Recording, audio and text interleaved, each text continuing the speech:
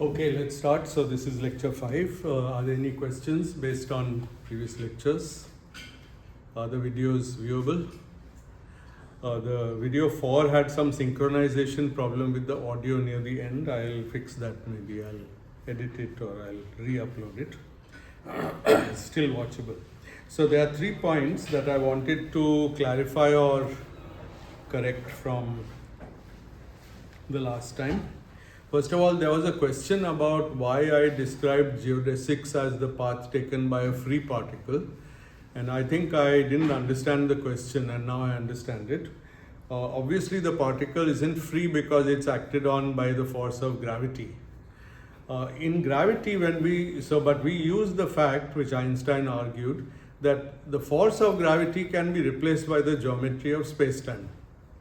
That means that I can either think of a particle in a gravitational field as moving under that force, or I can think of it as moving in a space-time without any force. So we are taking the second approach. In fact, as you see, in anticipation, we are only discussing space-time. We have not discussed anything about gravity. So I simply threw out that line that once you have a space-time, then a particle will move along geodesics in that space-time. But it's not free in the sense, obviously the fact that it's in a space-time means that it's being acted on by gravity, because if gravity wasn't there, then our space-time would be flat.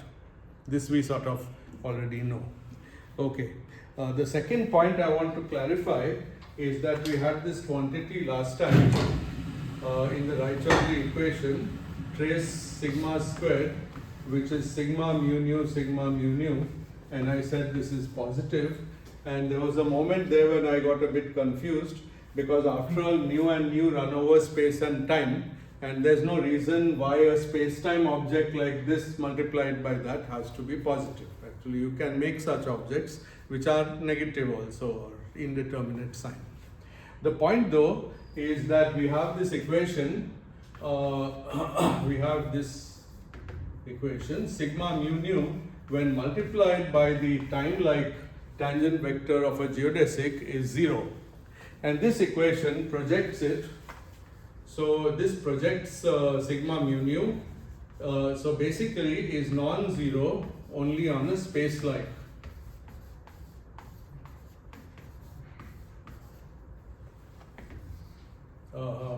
Space-like.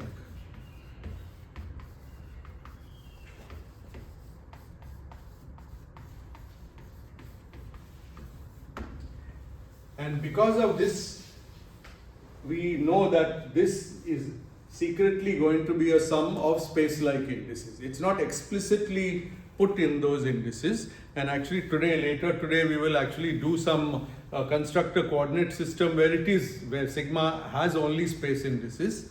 But in any coordinate system, because there are time-like geodesics and they are orthogonal to some hypersurface, we can always think that sigma and similarly omega, the shear and rotation, have space indices. And that's why these theorems are true. So this is what implies that trace sigma squared is positive, and the same considerations imply that trace of omega squared is negative. So the last comment before I start on today's material is that there is this thing called Frobenius theorem. I could talk about it at some length, but it would maybe it would divert us from our main activities. So I mentioned an appendix by Wald. It's fairly readable, but it's also maybe a bit too general for what we need. So I am planning to write a small appendix for my notes. So when I circulate those notes, it will have an appendix on Frobenius theorem. But let's at least see right now, what does it imply? So you just have to, for now, you can just take it as a theorem without proof. So a congruence, the geodesic congruence, of course, as omega mu nu, the rotation, equals 0, if and only if it is hypersurface orthogonal.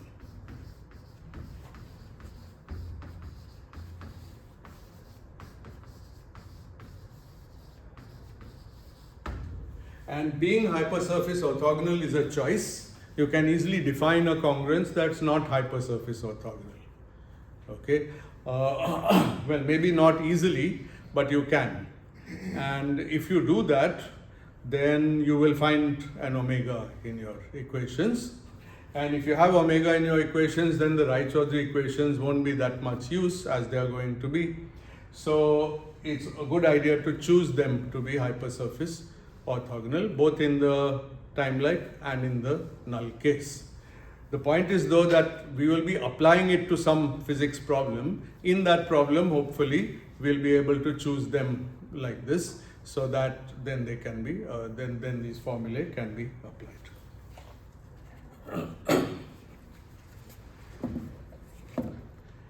Okay, good. With that out of the way, let's get back to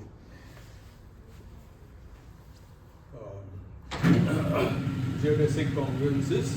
So today, one of the new topics will be null geodesic null congruences, let's just call it. And last time we derived the Raychaudhuri equation for time-like congruences, and today we'll derive the analogous equation for null congruences. Now there's a little extra work to be done. So actually you can take over many of the equations that were derived in the time-like case, but you can't take over all of them. So let's start by deciding that our congruence is affinely parameterized, and the parameter is called lambda. The only difference is that earlier the parameter was called tau and it had a geometrical meaning as the proper time. Now it is lambda and it's our choice. We have simply assumed that we have chosen it. Okay, now let's recall some equations that we had before.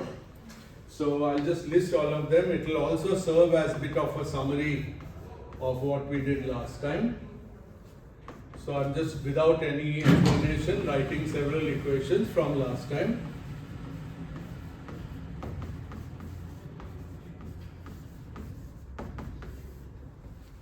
Okay, so this is the basic object, which is the gradient of the vector field. When dotted with the vector field itself, it's 0, whichever index you dot it with. So that's one set of equations. This set of equations, as you see, involves only the vector field itself, the time-like vector field in the case where I originally derived it. Now there are a few more equations. Sorry, I've suddenly lost my point of reference. It's very bad. Yeah, I found it again. So then there are a couple more equations like which involve both V and S. So these are equations only involving V. And here these are equations involving both V and the Jacobi vector S, which is the one that is transfers to the geodesic and connects it to neighboring geodesics. And here I had the following set of equations. One was the commuting of the V bracket between V and S.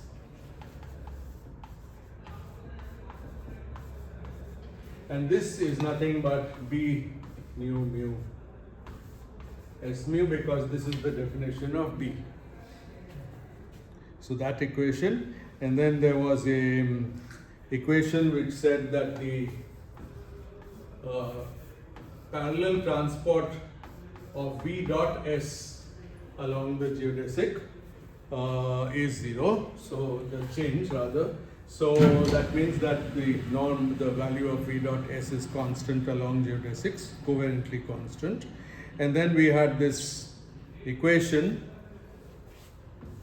del tau squared of S alpha is R alpha mu mu rho V mu V mu S rho.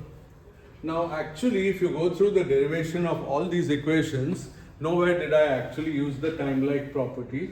So if we want these to be applied to null geodesics, the only thing we need to do is to replace the name of the affine parameter with lambda, and all these equations are true. Good. Now the one crucial difference is that even though this equation is true and therefore v dot s is constant, we can't use the same way to make it 0. We had earlier made v dot s equal to 0 by shifting s by an amount proportional to v, and v squared was -1, so we were able to make v dot s to 0. Now that shift won't help us, and so because v is null, and so we have to do something a little different, and we'll still be able to set v dot s equals 0, but in a different way, slightly different way, or a slightly more generalized way. And the key idea here is to introduce a new null direction. We have discussed this many times before. We have a geodesic congruence, it's null, so there is a null direction v, but it's not enough. We need another null direction u. That's crucial. So for this, let's draw our congruence. So these are the vectors v, okay? And what we'll do is to define a space-like hypersurface. This is one of the few times that such a hypersurface will be needed in the discussion of null congruence. So it's space-like, and it is such that these pass through it once. So that means that every geodesic cuts this exactly once. In a few minutes, we'll see that this is the basis for a coordinate system. You can make a coordinate system either in the null case or in the time-like case by using a space-like hypersurface and geodesics that cut it once. Okay. Moreover, even though the way I've drawn it, it looks very slanted because it's null, it has a null direction, but actually we'll choose the intersection to be orthogonal so that it's hypersurface orthogonal.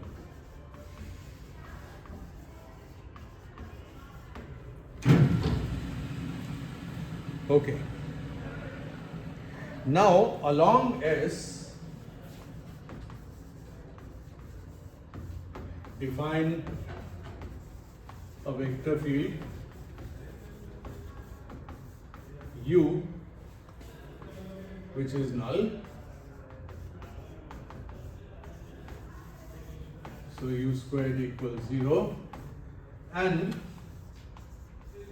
is not orthogonal to v, which means also that it's not parallel to v.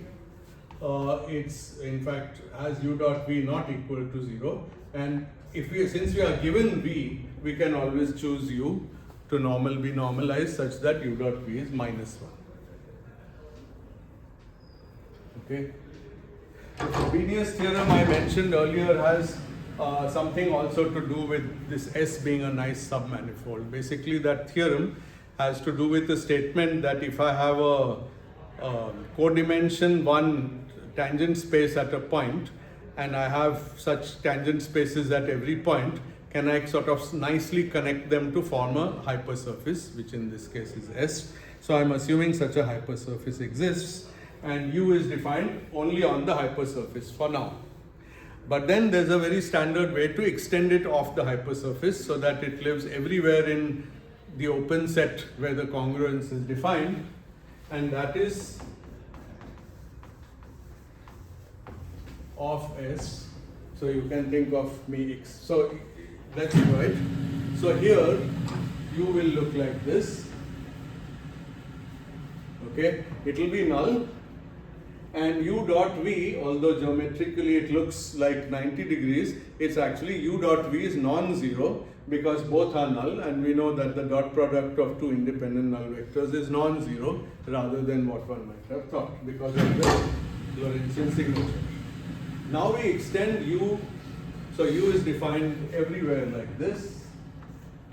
In fact, it defines, so right now it's just an infinitesimal vector field on S, but now I'd like to extend it off S, and the simple way is by just requiring that it is parallel transported with respect to the vector field V.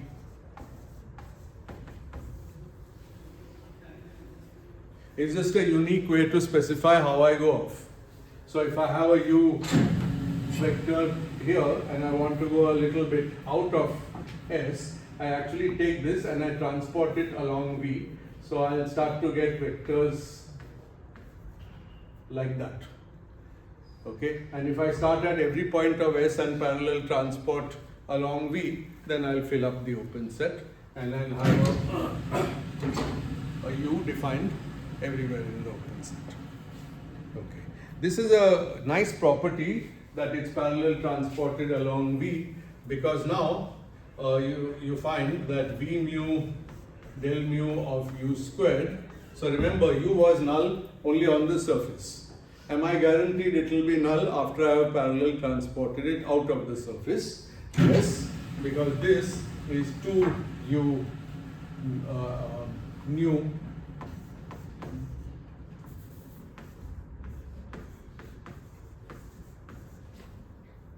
and this is 0 by the above equation.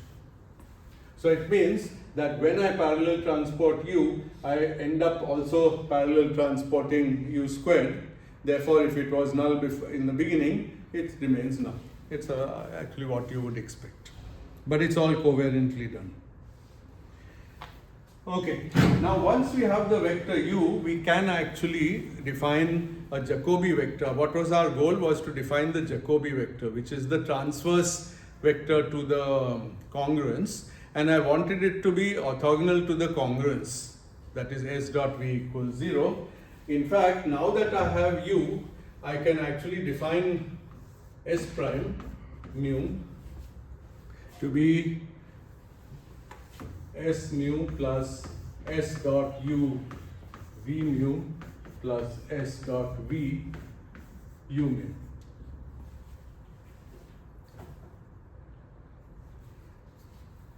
Okay, this is a new vector S prime, and what we can see is that if I take V dot S prime, then here I get V dot S, here I get V dot V, which is 0,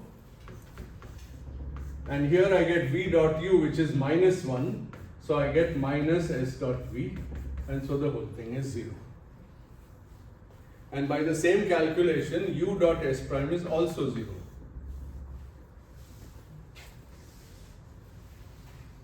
So now you see what has happened.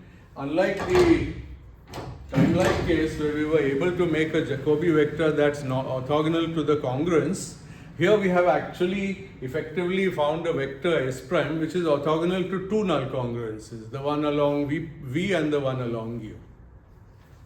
And this is very nice. This will be useful. Okay. Now, if you remember, in the timelike case, there was a metric, spatial metric, which was H mu nu equals G mu nu plus V mu V nu. Now, you would expect something similar, but involving both the vectors U and V. And actually, we can define it by simply writing H mu nu equals G mu nu plus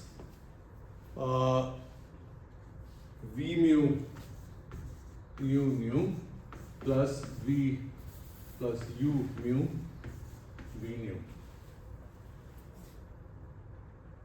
This sum. Okay, yes? Can there be a time-like hypersurface for null congruence? You can always see this. Hypersurface doesn't depend on the congruence, right? Hypersurface is my choice. In space-time, I can fix a time-like hypersurface if I want. It's not, the hypersurface doesn't belong to the congruence. The congruence is supposed to fill an open set. Yeah, so we can make the same statements in the when my surface is time-like. This surface is time-like. Oh, sorry, time-like. I see. Sorry, no. This surface is space-like. You mean time-like? Yeah. Yeah, I guess I could probably do a number of things with the time-like case also. I'm not sure they would be useful. Because finally what is going to happen is out of this space-like surface, which effectively has d minus 1 space dimensions, you will help me to remove one more. Okay, so I'll have a d minus 2 dimensional surface from which two directions will come out, u and v. If I had a time-like hypersurface, I would need to remove the time direction and I would end up with the same, probably d minus 2 dimensional surface, but the intermediate step would not be so natural. So generally what happens is, in our mind, space-like hypersurface is always like an initial instant of time where things start happening. So it's always good to have a space-like hypersurface in the problem. Yeah, sorry, I didn't hear your question properly. The time-like is a different case. Yes. Okay, now last time, associated to this H, we found that if we raise one index, so raising and lowering is always done with G. We found that we had a object H upper mu, H lower nu, and this would be this.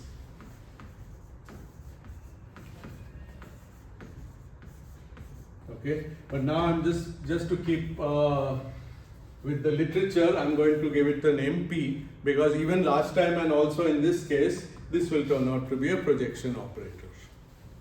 Okay. Again, we see that the projection operator, instead of being v times v as its extra term, it's a v with u and u with v both, and symmetric in them. And it has the properties, I really should decide whether to use p or vh, but anyway, right now I'm just using p. So it has the projection property, and of course, precisely its job is to be orthogonal to both u, v and u. So p mu nu and dotted with v or u is manifestly 0. What happens if I dot, for example, this line with v? This gives me back v, this gives me minus v, and this gives me nothing. So it's like that. Very straightforward manipulations. And because v is an affinity parameter, is geodesic, and u has been created by translating along that same geodesic, parallel transporting, we have the nice property that v alpha gradient alpha of p is 0. So the entire projection operator itself is covariantly constant, because everything in it is either this, which is trivial, or one of these, which are all covariantly constant along V. Okay. So now comes an important step.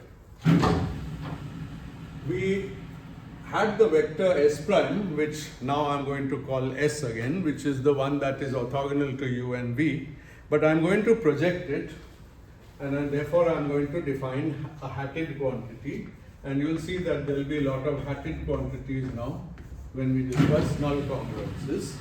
So it's going to be the projected version of S, and yeah, good.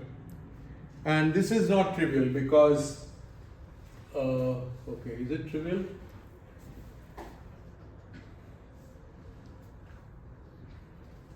Yeah, maybe that was not needed. Actually, I think I'm doing two things which I need to do only one of them. Either I shift, sorry, my notes have a kind of redundancy. Sorry. This is actually the vector. Has something gone in?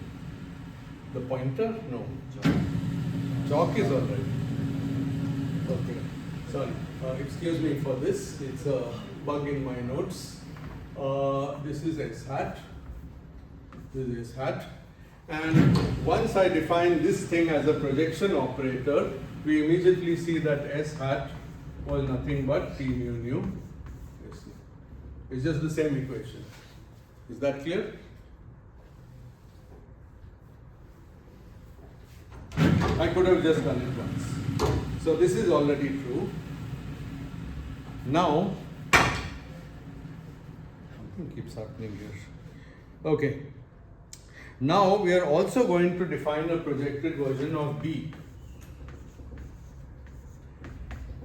And Well, S was projected by acting from the left with a projection operator, but B has two indices, so it will need to be projected from both sides. So B hat is P mu alpha B alpha beta P beta mu. This is the definition of B hat.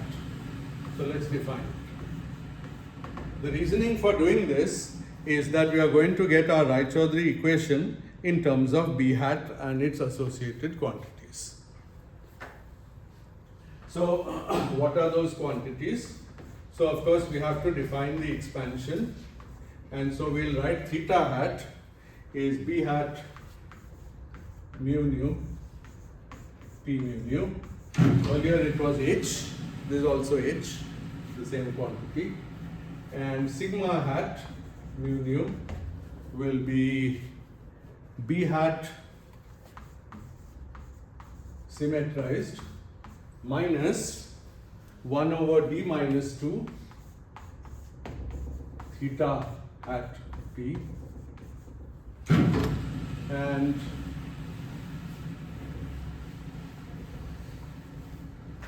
omega hat will be B hat anti-symmetrized, and that's it.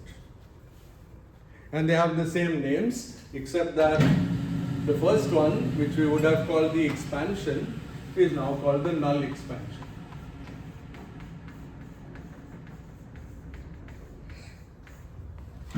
And this one is still called the shear and the rotation or vorticity.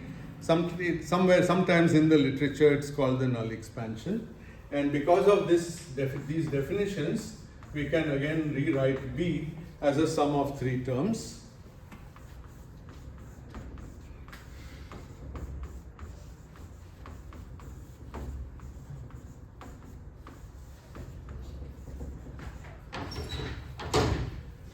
Good.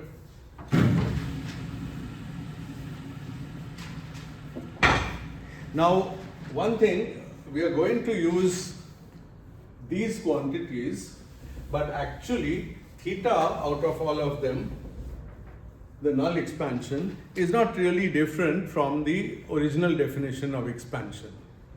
Why? Because let's expand out its definition. Theta is equal to B hat times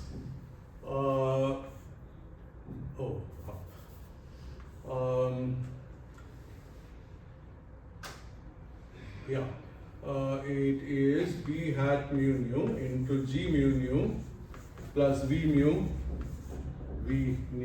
plus U nu plus U mu V nu, and these terms are zero because B dotted with any of B dotted with V is zero. We haven't ensured that B dotted with U is zero, but we also don't need it because in this term V will dot with the first index, and in this term V will dot with the second index of B. So either way it's zero. Okay. In fact, we can also, so we get G mu nu times this, and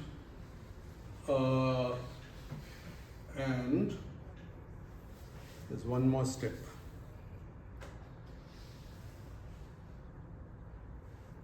B hat itself is defined in terms of projection operators, but again those projection, let me see.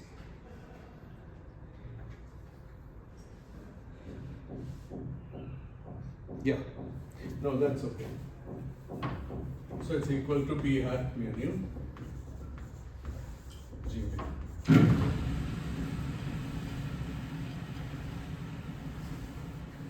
I think there's one more step which right now I'm forgetting, but you can try to work out, which actually says that theta hat only depends on the vector capital V and not on the vector capital U. In fact, it ends up being the divergence of the vector V, which is the geodesic congruence I'm focusing on. And so I believe this is a correct statement, that theta hat is still the divergence of V without any hats or anything.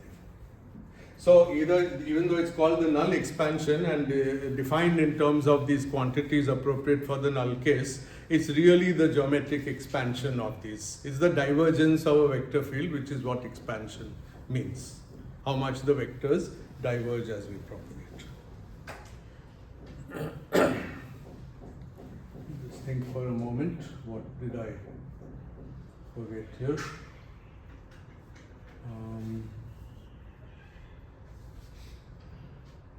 Yeah, it will just, I don't want to get this thing into it.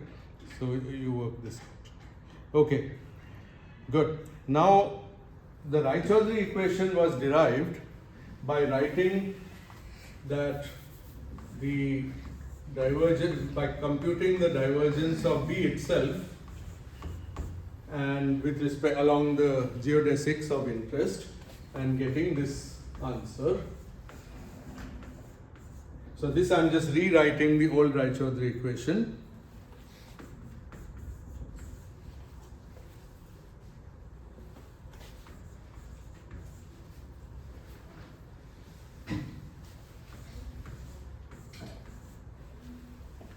Now what I can do here is to just multiply with this projection operator from both sides.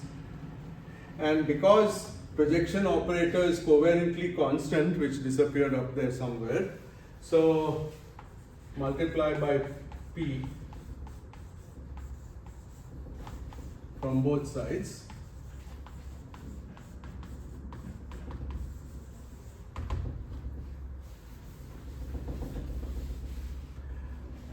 Then here it will be P, B, P, which is the definition of B hat. And here again we can just put it on both, because P squared is P. So you can put any number of P's. You can put P on both sides and two P's in the middle. And you eventually get B hat, but something new over there. And therefore the equation now looks like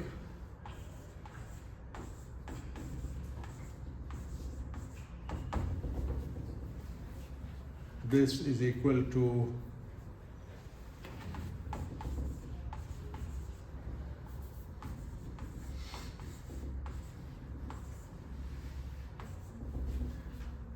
and the last term is R hat. This is a new quantity which we didn't define so far. And R hat is the version of R projected from both sides with this projection operator. So P mu beta, P mu alpha, R hat sigma beta alpha.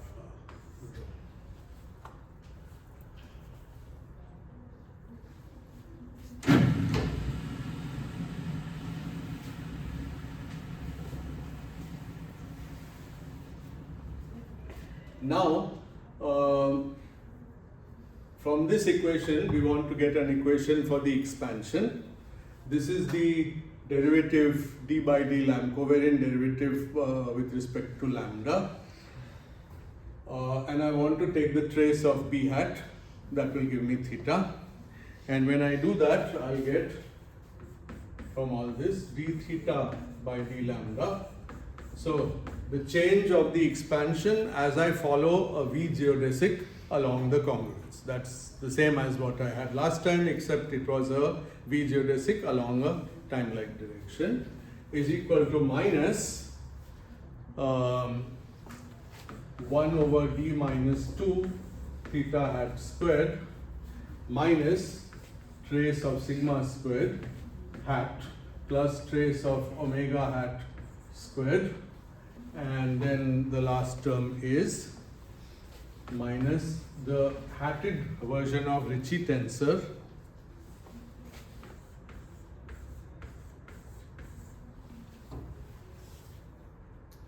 and this is called, very often called, the null Raychaudhuri equation.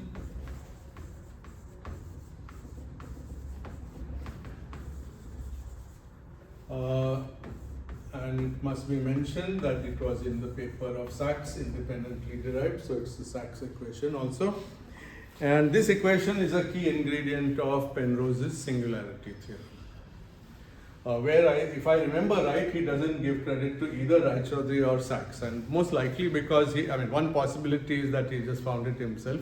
And it's not rocket science literally to find this equation. The hard part is what you do with it, which is the rest of his paper, which is one of the shortest papers to win a Nobel Prize, although may not be the absolute shortest. Sorry, wrong statement here. This was meant to be minus, but this quantity is, with the minus, it's positive. Yeah. And again, we can choose a hypersurface orthogonal congruence to set this to 0. One thing you might have asked, but didn't, why do we only have a Raychaudhuri equation for theta? After all, this B tensor is made of 3 objects. Too far ahead. B had 3 parts: the trace, the symmetrized traceless, and the antisymmetric part. And I can project onto any of them. Like I could take this equation and symmetrize in mu nu and subtract this equation, some part of it, to remove the trace. Or I could take this equation and anti-symmetrize in mu nu. So one of the nice things is that if I anti-symmetrize in mu nu, then I get an equation for omega, this rotation, the thing we keep trying to set to 0. And a very nice feature, this is just a side comment and I'll write it here. So anyway, this concludes in a way the discussion of Raychaudhuri equation in the covariant language. Side comment.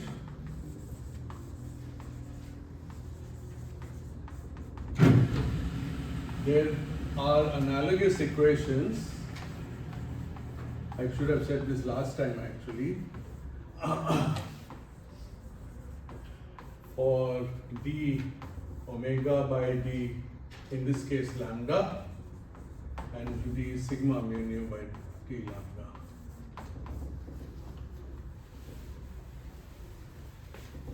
And in the timelike case also for d omega by d tau and d sigma by d tau, which tell you the evolution of these once I have given them to you on the initial hypersurface.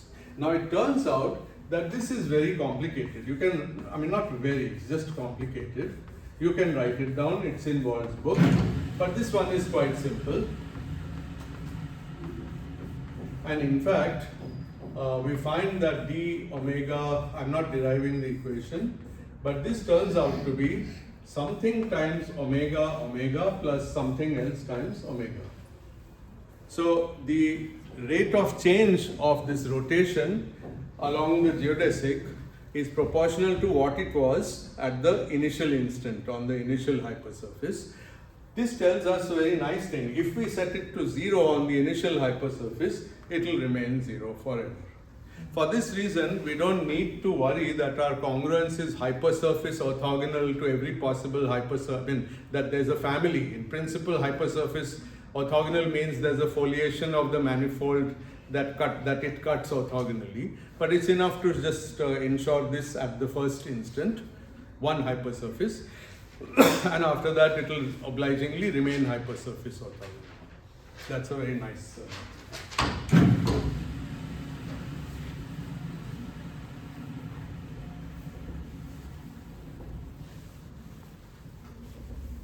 Okay. Questions? Comments?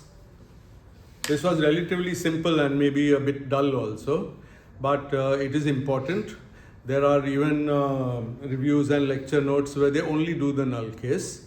But there is context is important. So as you can see now, there's only really one idea in each case. The idea in the timelike case is to make sure that you have a vector, you consider the tangent vector along your congruence and use it to project the physical quantities onto a spatial hypersurface through that timelike vector by being orthogonal to it, and then everything follows. And here you need 2 null vectors instead of 1 timelike vector. In fact, in any Lorentzian signature metric, you can have only 1 timelike vector, There are not two time directions, but there are two null directions. It's just a strange, one of those strange things of life. Now, in the rest of this lecture, because I don't want to start a completely new topic, I'll complete these discussions by choosing a coordinate system. So we've never really chosen any coordinate system, though we have used words which sound like we were choosing a coordinate system. Now those words will convert into actual choice. Yes? So all this discussion was done for a geodesic components with velocity v, but we could have done the same for velocity u. Yes, we could have. So that will give us a different constraint on. Yes, because it will give us the expansion along the other geodesics, but it's the same equation, just renaming everything. So this quantity, this equation came from B. B was the gradient of the V congruence, but if you want to do it for the U congruence, you define another quantity, call it C if you like, C mu nu, gradient of the U vectors, and you'll have the same equation, but for those. And so it actually means that geodesics going out will satisfy, so there are geodesics satisfying one Raychaudhuri equation and the other one. If you like. These two may not be related to each other. Like one may not imply the other. But it's the same equation formally. We never used any special features. No, I mean. One tells you the divergence of the V vectors and the other tells you the divergence of the U. So how do the V vectors expand or contract? So I think the question you're asking has actually a very interesting answer. So if V vectors go like this and U vectors go like this, we can think of this, and we are soon going to define it, as a d-2 dimensional surface from which both of these go out. Okay. Actually, I might have said something not very correct earlier. We had a space-like hypersurface from which this was going out. You can't have two. Anyway, now whatever is said is said. Here, this should be thought of as a d-2 dimensional hypersurface, such that these space-like coordinates and u and v are all the coordinates. Now, we are going to use the Raychaudhuri equations eventually to ask whether these V geodesics do that or do they do this? Do they converge or do they diverge? And there will be also an equation which asks whether these converge or diverge. And they are independent statements. In a way, that is what I think you were asking. So it's possible for both of these to converge in the future, or one to converge, one to diverge, or both to diverge. All are possible. It depends on the geometry.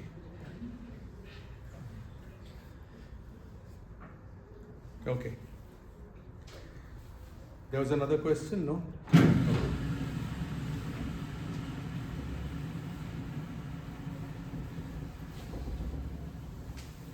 So in fact, Penrose's theorem is about exactly this question, whether both sets of null geodesics out from a d-2 dimensional surface, whether both converge in the future. This is, we are thinking of, see, we always have time. Just because we are doing a null congruence doesn't mean there isn't a time.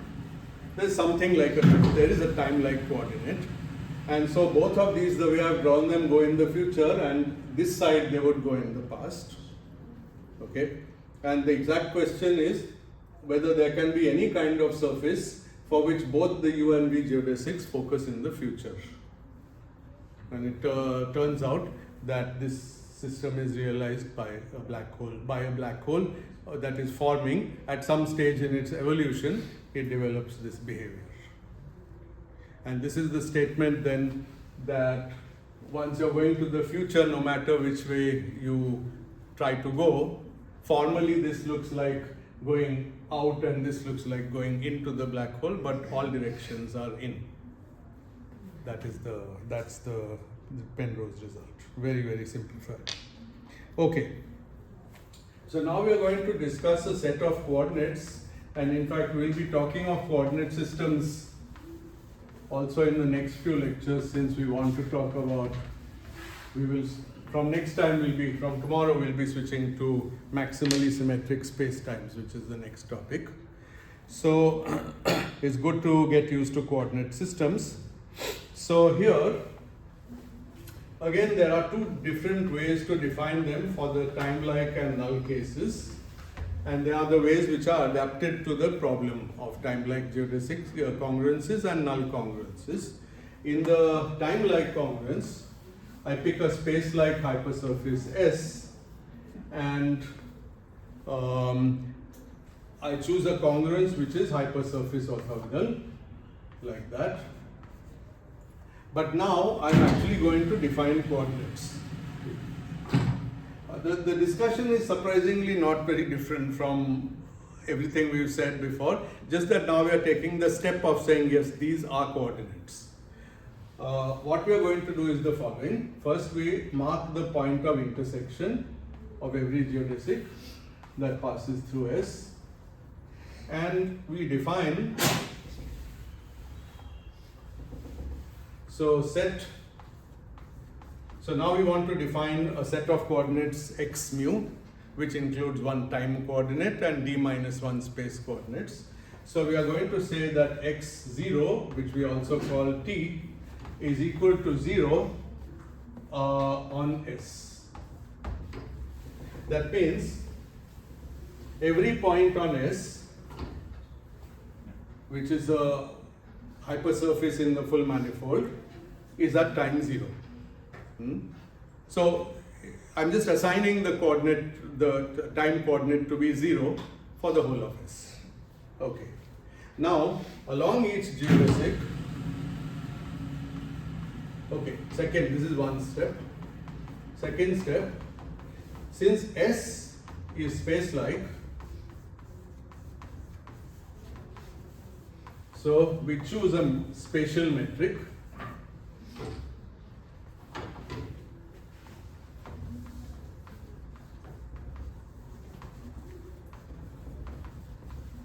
Gij of x. So when I put a vector over it, I mean the space quantities, and when I use indices ij, then again it only runs over d minus 1 values explicitly. I'm not going to say how to choose a spatial metric because that's just a standard problem in Riemannian geometry. Given a normal manifold just of Euclidean signature, just choose a metric. Up to you how to choose it. We are not going to specify any more about it. Okay. Now, having done this, it means that every point, therefore every point on S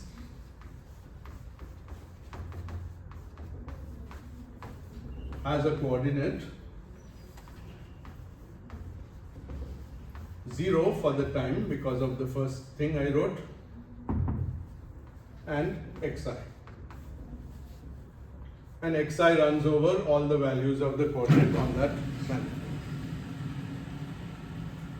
So now I need to give you the coordinates of an arbitrary point in the open set where this congruence is operating, and you can more or less see how to do it. For any point not on S,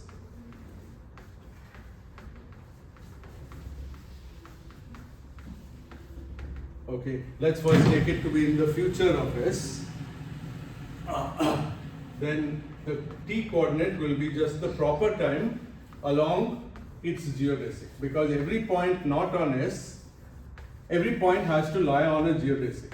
That was the definition of a congruence. So if I am somewhere in the future of S and I have a point, I first ask what geodesic does my point lie on. Okay? Then I trace that geodesic back till it hits S, and I calculate how much proper time the geodesic elapsed after leaving S. And that I set to be the time coordinate of the point. Secondly, when I trace that point along a geodesic back to S, it will hit S at some spatial point which has already been given a coordinate xi. So I'll give the same coordinate xi to the point in the future. And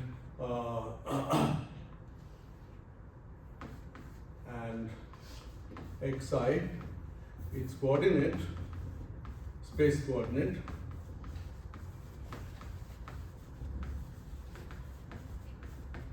is the same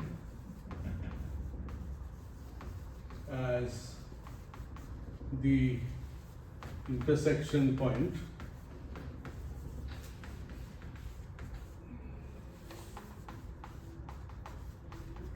of its geodesic with S.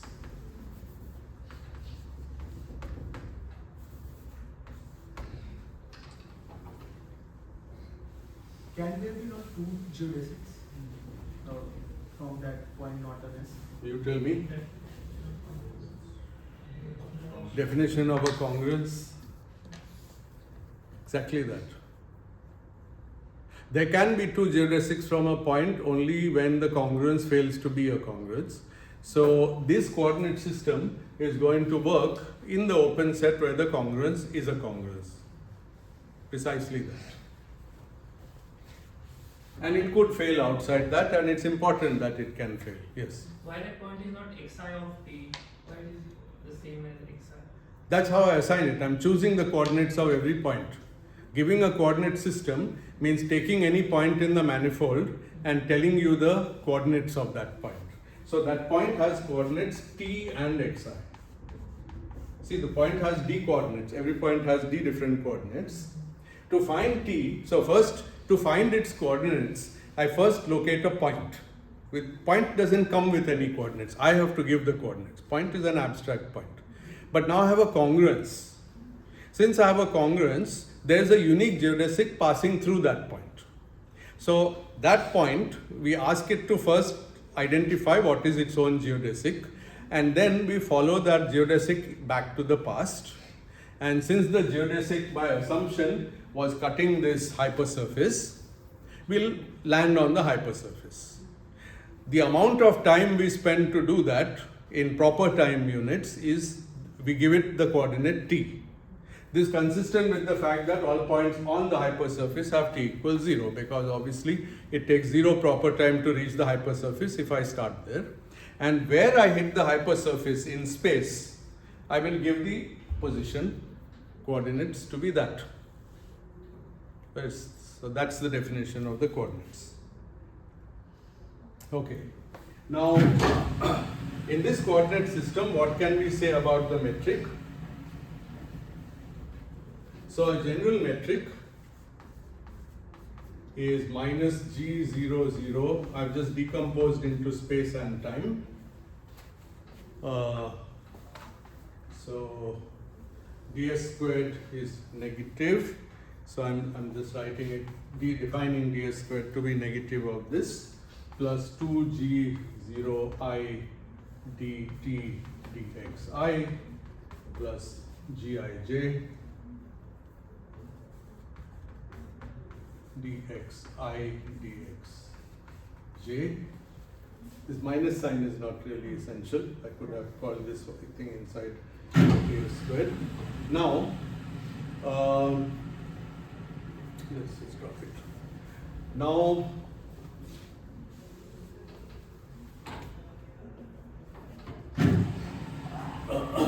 what is G00 in my coordinate system?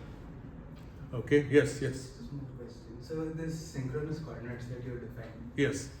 Beyond this open set, generally, for Yes. general space-times, this is going to fail because these things can True. converge. True. But let's say this happens at infinite proper time. And Yeah. that these things intersect at infinite proper time. Then it's probably not an issue. Yeah. So for this, we'll need some fancier definitions that we will come to in the chapter on causality, which I think is the last thing we'll do before the middle of the semester, which I think happens at around in late March. So if we dispose of few things in February and in next 4 or 5 lectures, then we'll have about 4 or 5 lectures for causality. There we'll need to ask questions like what you just asked. The problem with naively asking that question about things focusing at infinite distance or finite distance is that I can map one to the other by some clever change of coordinates. Like I might have something happening in pi distance and then pi by 2, and then I map it using tan or tan inverse and it looks infinite. So it's not where these kind of things have to be made more. So there's a concept of inextendable curves, and we'll have to define that. So the reason I'm not doing it just now, though actually it would be very natural to do it now, is that then everything will look very formal, and I wanted it to look little bit geometrical and physical in the beginning and then formalize it slowly. But it's a good question and we will come to it, yes. But in that case, we can use proper time. Yes, we can use proper time. So then this infinity and finite cannot be mapped to each other. Why? Yes, this is true. Well, first of all, for null we can't use proper time obviously. But even in the time-like case, you're right. You're right.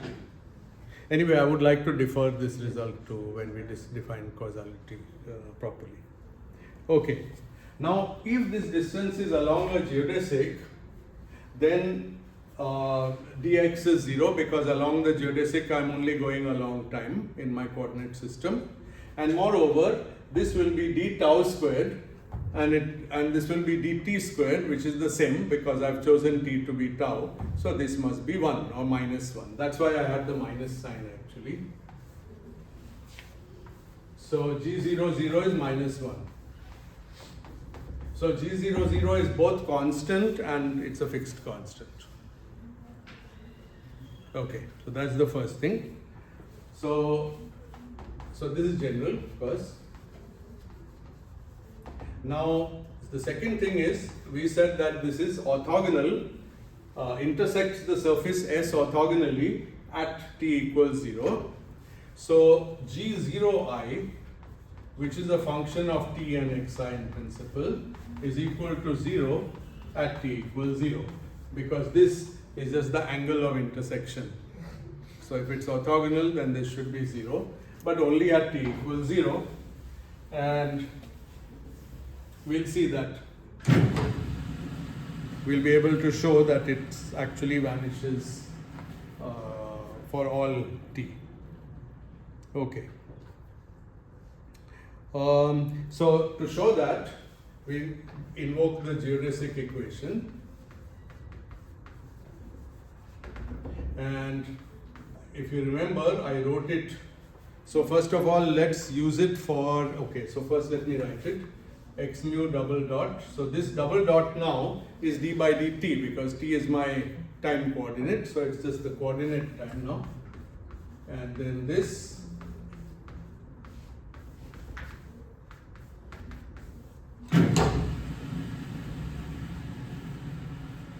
okay.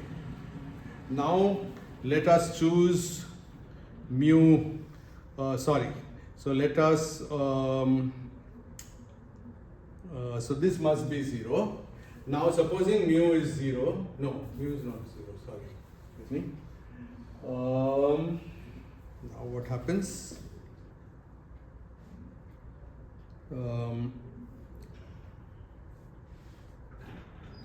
Yeah, so if we go along the geodesic, of course x mu is t and 0, right? Okay, so what is x double dot? It's just 0. And what is this? This is, this x nu dot is 1 if nu is 0. So this is actually gamma mu 0 0 times 1 times 1. So we learned that gamma mu 0 0, the Christoffel symbol, vanishes.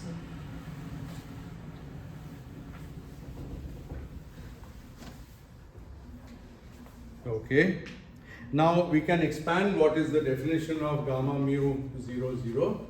So this is half g mu nu, g nu 0 dot plus, so twice of that I guess, minus g 0 0 nu, right? G nu 0 dot. Sorry, this chalk is not very good. I'm running out of, oh, nice.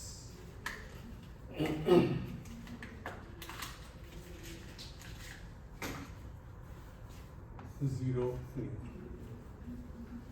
Yeah, I just used the definition of Christoffel symbol. This is of course 0 because G00 is always minus 1. and this thing is equal to 0 from that, which actually tells me that G0I dot is equal to 0.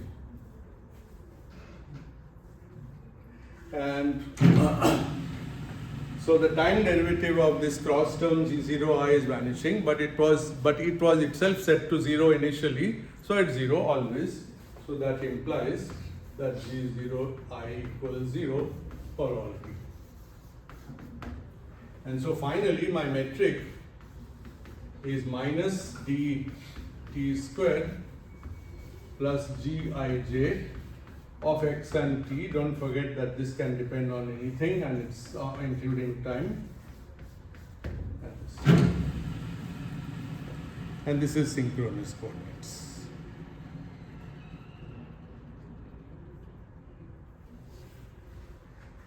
If you want to think of it in terms of degrees of freedom of the metric in d dimensions has d plus 1 by 2 components, because it's a symmetric matrix. But so G mu nu as d into d plus 1 by 2 components, and however I have d coordinate transformations or reparameterizations, general coordinate transformations. So I can subtract d and I should end up with d minus 1 into d over 2, and basically that's what we have done. This was G mu nu. These d we did in two stages. One of these we did by parameterizing the time to be the proper time, and d minus 1 were the conditions that G0I is 0, and we ended up with the spatial metric Gij, which has this number of components. So it's very nice that whenever you have a hypersurface orthogonal system, you can, using a hypersurface orthogonal congruence, you can define these coordinates. There are a couple of results which we may need to use later. I'll state them without proof, so it's like an exercise. In synchronous coordinates, I can calculate the remaining components of the affine connection, and by the way, this is what Raychaudhuri himself did in his paper. So there is gamma I0j. This is an important one. It's half Gik Gjk dot.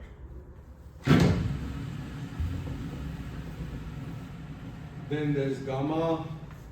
Gamma, as long as it has two zeros, this is 0. So here it has two zeros, one upstairs and one down, and then somewhere before it had two zeros, both down.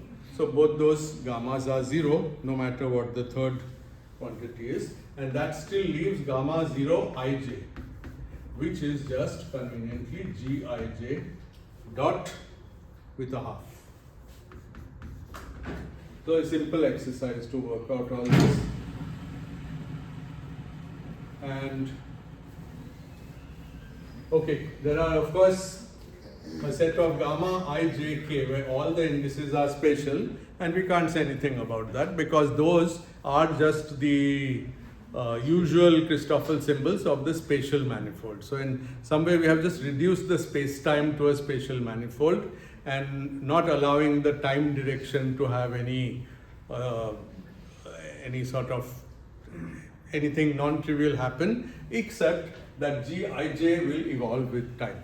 So all the time evolution is in the time evolution of Gij. And now you can also see why this is nice, because when the congruence starts to behave bad, like geodesics focus towards each other or they diverge, is basically going to be that the volume of this spatial manifold, a small coordinate cube of that spatial manifold, will either grow or shrink to a point. If it shrinks completely to a point, then you could of course say the coordinates have gone bad at that point. And that is really one of the problems, that whatever Raychaudhuri concluded from his equation, you cannot distinguish whether his conclusion was that geodesics focus and that this spoils space-time in some way, either in the past or future. But you can't rule out that it was just a fault of a bad coordinate system, so coordinate singularity. So for that you need to do more work, and that's why the Hawking and Penrose singularity theorems did this extra work, which is quite non-trivial. Okay, so the last thing to discuss is the synchronous coordinates for the null case. You see that these are very well adapted to the time-like congruence.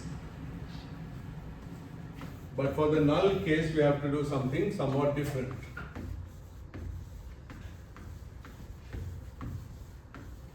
And I'm not 100% sure I remember right, but I think Penrose used these coordinates.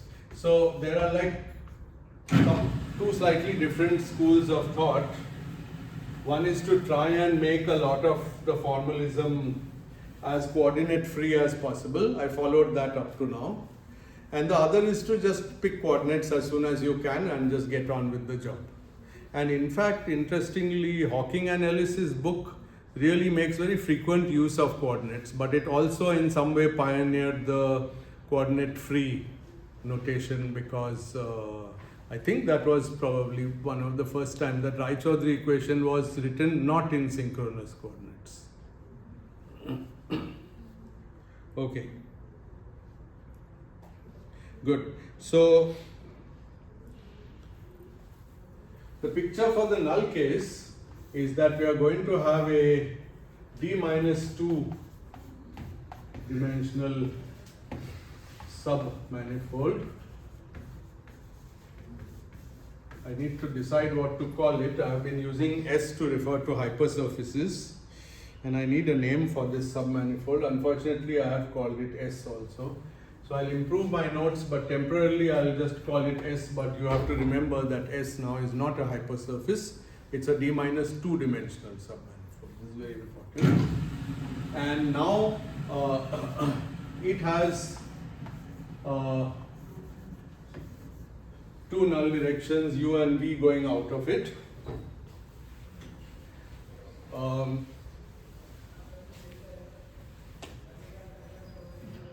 And combining this submanifold with either the V's or the U's will give me a null congruence. Okay, now I have to pick coordinates. And okay, another unfortunate thing about my notes is that I have worked with the U congruence instead of the V. Until now, V was always anyway, so I have to fix these things.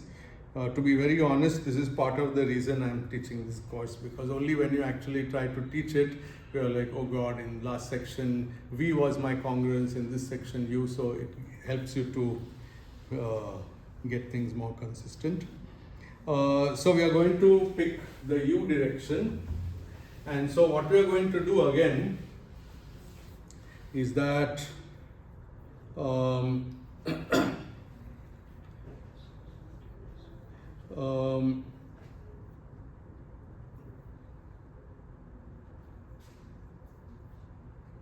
we are going to use this U direction. So here's S and the U direction, and this S will be defined all over, this U direction will be defined all over S, and together this gives me a null hypersurface.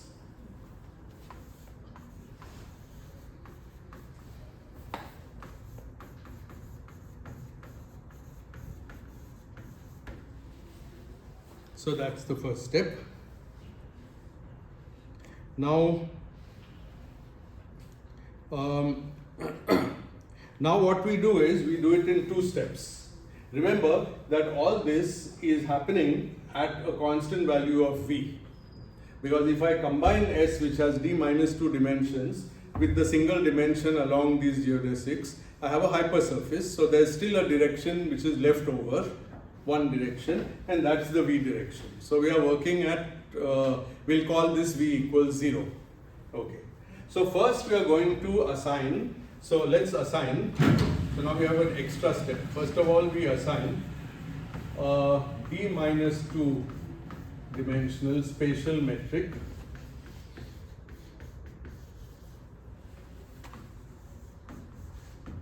on S.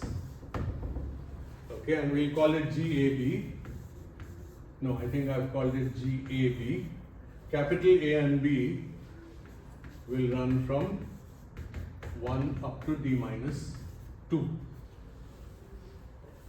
Again, it's a geometrical problem, so pure Riemann geometry, so I just assume that's done. Next, I assign coordinates to the points on these geodesics, which these are not filling space. These are just the ones inside one null hypersurface. Because V is still there. So S combined with the U direction is a null hypersurface, and I haven't fixed coordinates all over it. I've only fixed coordinates on a codimension one surface of that null hypersurface. So now what we'll do is we'll assign we'll pick an affine parameter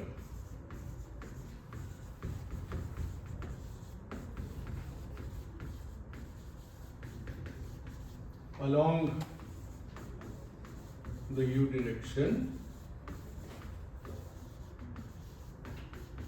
and we'll name it small u. So the coordinate of the point ultimately is going to be u, v, and xa. Okay. So xa are the coordinates on S. Okay. So if I'm on S, then I assign this and this to be 0. Then I move along U and I assign the affine parameter value along U to be the U coordinate, keeping V 0. Okay. This way I have now got a coordinate system on the null hypersurface, and then I still have to go away from it. Okay.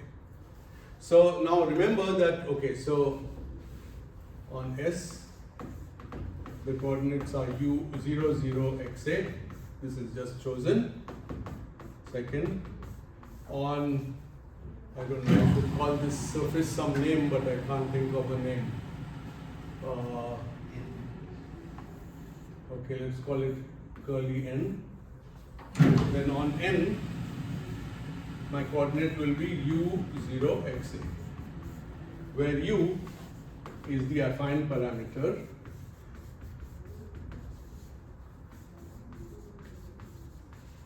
to the point.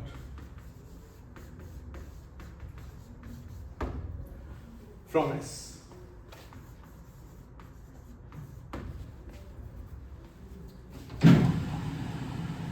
So if I'm in this hypersurface curly N and I'm here, I first identify which null geodesic in the U direction is passing through me, then I follow it back, and where it hits S, I keep the coordinates xa as before, and the amount of affine parameter I experience during this I call U.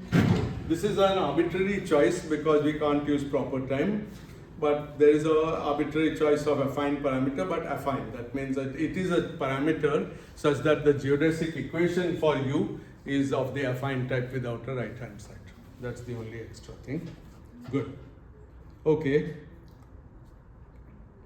One thing to remember, and this is why this is so much fun and so difficult to grasp, remember that we are allowed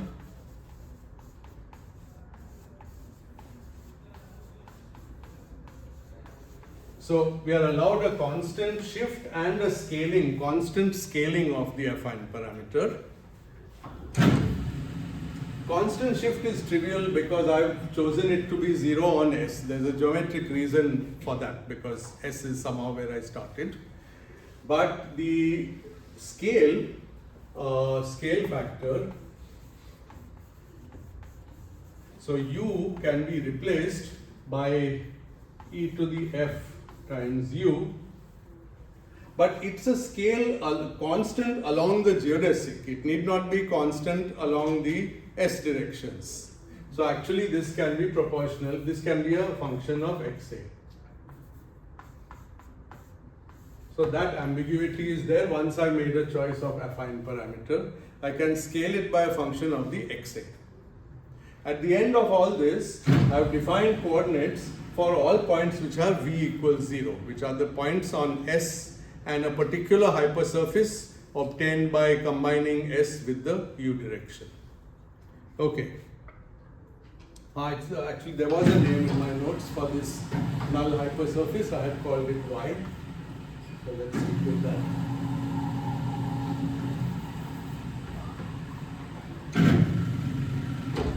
Now we have to move off the null hypersurface Y.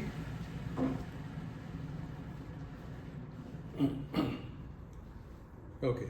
So for this we have to define a coordinate transverse to S, and what we do now is to,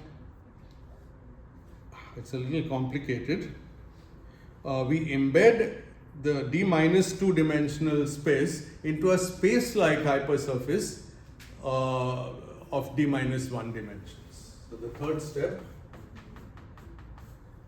embed. By the way, this particular description is very nice and intuitive in the notes by Witten called Light Rays, Singularities and all that, which is on the archive. So for this discussion on synchronous coordinates, actually what I found in a way nice or intuitive was that instead of following the Wald-Hawking, which is very formal, this way he followed Raychaudhuri's original way of doing things, but added a lot of details to it. So into a space-like hypersurface T,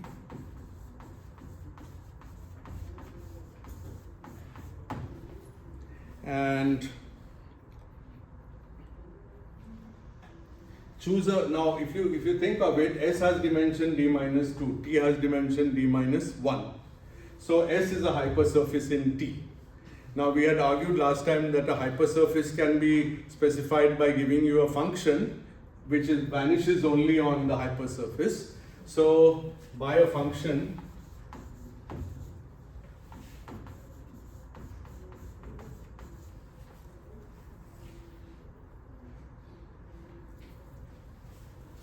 v of the abstract coordinates y on T. Okay, and this has the property that since this embedding is not singular, del mu of v should be not 0. Which means that if I leave T, then the v will become non-zero. Okay, v vanishes only on T. So now what we do is we make copies, use this to make copies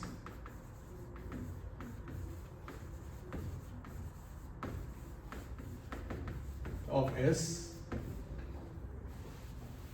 called S of V. So continuous family of copies of S, and pictorially what I am doing is the following. Here was S, here were the directions U. Now I am making some kind of copies of S which are not stacked along U, and these are called S of V. So for V equals 0, I am on S, and then for different V's I get copies of S, and it's a continuous family. Okay? But now the nice thing is, on any, since I've defined this family by following these gradients of that function, from any point here on one of these other S's, S of some V, I can follow back to the original S, and there I know the spatial coordinates, XA. Therefore, I give the same spatial coordinates here. Okay. And what is y here? V of y on T. Why are just the abstract coordinates on T? I don't want to mix them with the X. I'm defining some coordinates in, I'm defining synchronous coordinates.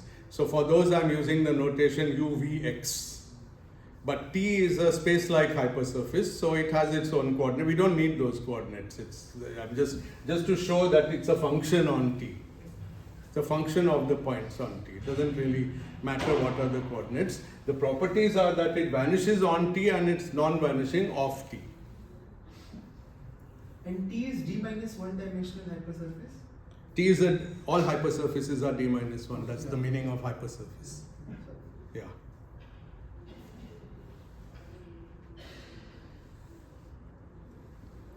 Okay.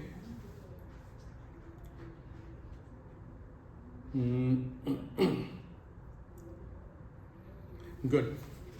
So far, this tells me the XA coordinate of an arbitrary point in this family. Okay. It remains to find the U and V coordinates. To find the U and V coordinates to find the U coordinate is actually quite simple.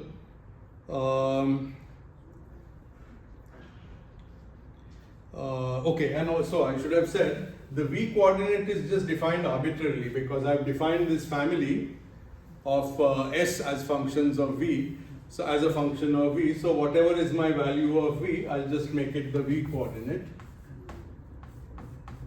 So this point will lie on one of this family of S of V. So whichever one of the family it lies on, V coordinate will be that. And finally, I'll consider a geodesic, which a U geodesic, and whatever is the value of its U coordinate where it hits this. See, this geodesic is going to go like that, but somewhere it will hit my point. Again, because this is a congruence, there has to be a geodesic hitting my point, and I'm going to use the congruence in the U direction, so that will fix it. So it was a bit tedious, but the end result is a system of coordinates. So basically there were two ideas here. Remember, we did not actually assume at any point that there's a V congruence, and in fact it may not always be the best way to do things. You can of course have a metric in a form where V and U are both null coordinates, but there are many useful metrics where U and V are not both null, only one of them is null. And you might know about infalling and outgoing coordinates and all that. So instead of choosing V to be a null direction, we simply define this family of S's using the fact that it can be embedded in a space-like hypersurface. And that gives me a V coordinate along that. And the U coordinate, I rigorously follow what I said from the beginning. The only things which are at U equals 0 are where are the points in S. And then wherever these geodesics land on V will determine the U coordinate. Okay.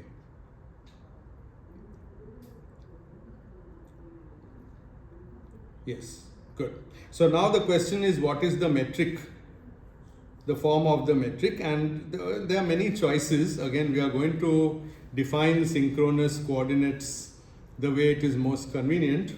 So there's a bit of a calculation, but I'm going to write the answer and then I'll try to justify it. So here we have minus 2e to the q, and I'll write the dependencies in a moment.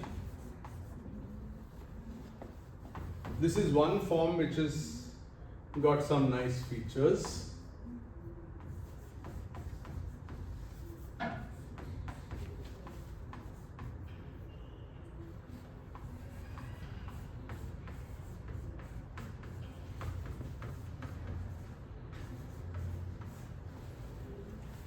So the functions that are left free are Q and CA and GAB, of course.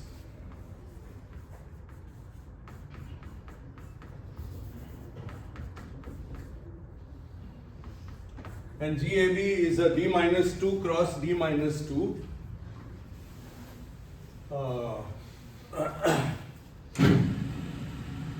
Matrix. So it has D minus 2, D minus 1 over 2 components. This is another D components, and this is another one. And have no idea what this sum is, but if one of you can try to calculate it, minus 3 by 2 minus half. I have a feeling this is dd minus d minus 1 d by 2, which is again the same as the full d plus 1 by 2 minus d. This was the, if you want in 4D notation, this was for the 4 by 4 metric. These were the reparameterizations. This is what I should get, but these are the ones which are manifest in the metric. And well, at least let's see if it works out in 4D. This is 2, this is 4, this is 1, this looks wrong. It's wrong. And I think I know why it's wrong. I think only we are supposed to only do count this. I think Q doesn't count for a reason, I'll tell you. Is it better now? No, but A is d minus 2, right? No, this is not right either. Is d square minus d plus 4 by 2. Say- Subtracting. Say again? D square minus d plus 4 by 2. Yeah. I'm just making a fool of myself on the camera, but I have it written here, so maybe I should just try to read it. The number of independent CAs are probably CAs are not D but D minus 2. Yeah, Thank D you. minus Thank you. 2. Thank you. So maybe this might make sense. And then 3 and 2 and what did I want 6? Yeah. So actually plus 1. That was correct. Thank you. This was my mistake. CAs are D minus 2. So this was working. So these are the CAs. This is Q and this GAB. But not all of them are allowed to depend on everything. So Q can depend only on V and dx. CA depends on everything, and GAB depends on everything.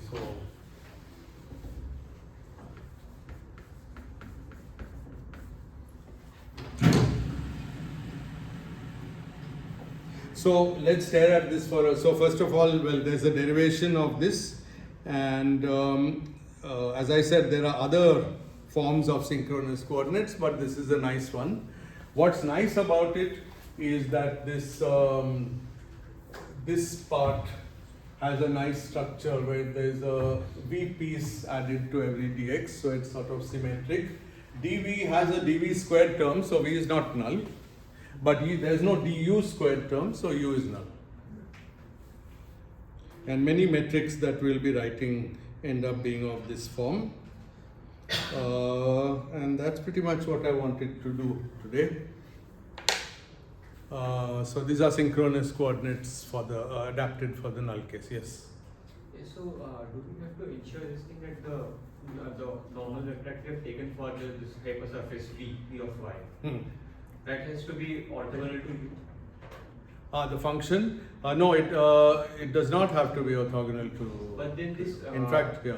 del mu of v, Yeah. then that can have dependence on u, that we don't want, right? No, it's okay. I think we allow that. We don't say anything about that.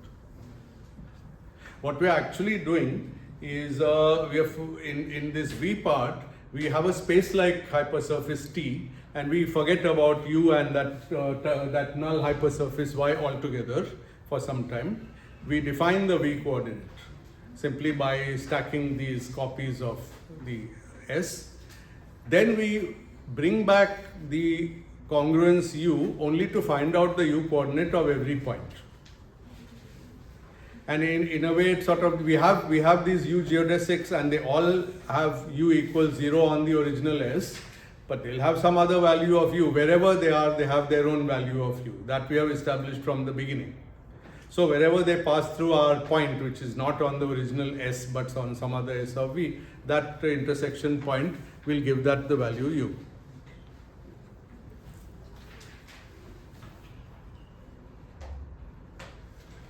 Yeah. One thing you might want to do is to just work out how this works in just flat or some simple thing, space-time. And of course, in flat space-time, the most obvious thing is the C's are 0, GAB is delta AB, and Q is 0. And then you get a very trivial transformation of Minkowski space into null coordinates, and then you can do, I mean, that's a good way to study Minkowski space, of course. But this generalizes it to any the situation where there is a hypersurface orthogonal congruence. Okay, so with that, I think from tomorrow are there questions? Then from tomorrow we are going to start on maximally symmetric spacetimes.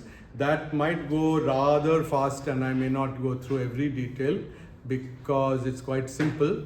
The only thing which I hope I have time to put together for you, I want to talk about asymptotic symmetries, and I think that's really important. So we'll start tomorrow.